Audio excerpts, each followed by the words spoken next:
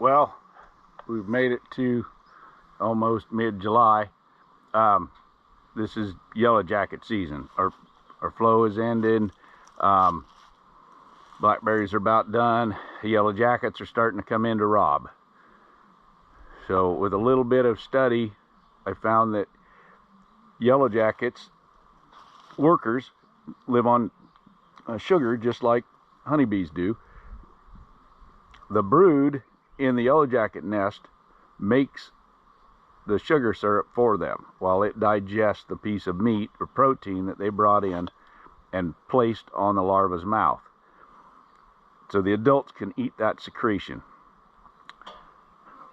When we get into mid to late summer, the queen stops laying as much worker brood and starts laying queens and drones for next year's crop of yellow jackets.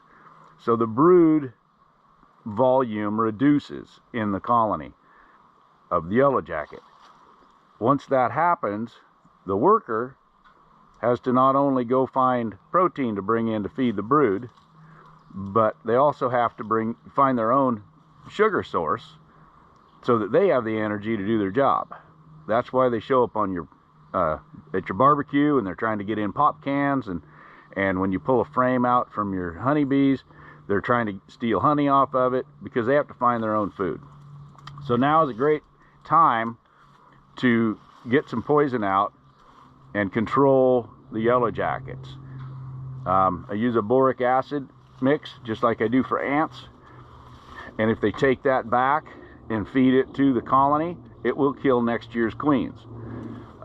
Last year I had almost 0 yellow jackets at my home after doing this the year before. Other people that have tried it have had the same experience. Now I'm seeing a few start to show up now, so it's time to get bait out. So what I've done,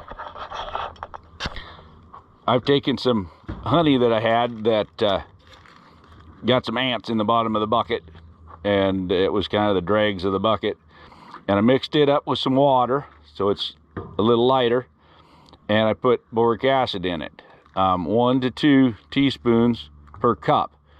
If you get it too strong, they won't take it.